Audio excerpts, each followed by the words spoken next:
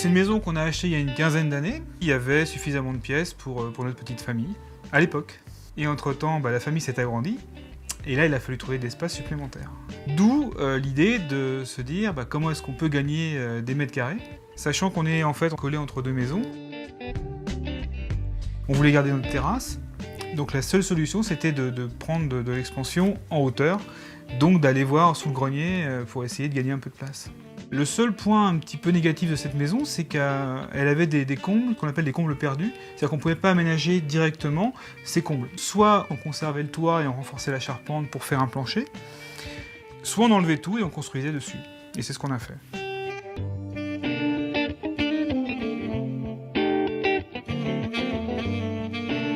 Donc pour faire ce genre de réalisation, on a dû déjà passer au départ les poutres carreaux pour avoir une structure plancher.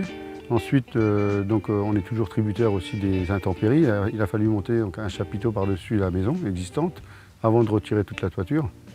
Une fois que le chapiteau était en place, on a pu retirer toute la toiture, couper les renforts de fermettes afin de pouvoir élever la maçonnerie.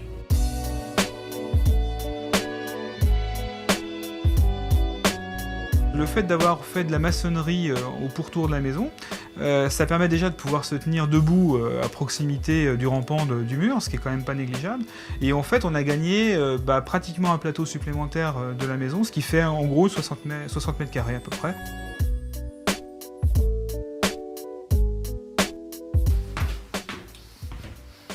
Alors voici la chambre des parents, qui est en fait le gros morceau de ce projet, avec les nombreuses fenêtres de toit, notamment ces fenêtres verticales qui sont un peu à l'origine du projet, puisqu'on voulait avoir, même assis sur le lit, une vue dégagée sur tout le jardin et le paysage extérieur.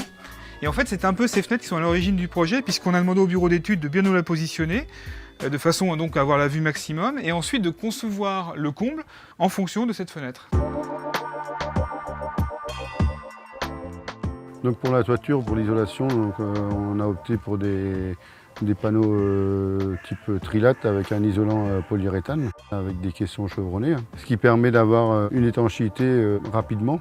Dans la journée, la maison est étanche grâce à ces panneaux. L'avantage également du système d'isolation qu'on a choisi, c'est qu'on peut avoir la charpente apparente. Donc l'isolation se fait par l'extérieur et on a donc tout cet ensemble de boiseries ici qui est visible et apparent, alors que normalement en fait l'isolation serait faite à partir de là vers l'intérieur de la maison.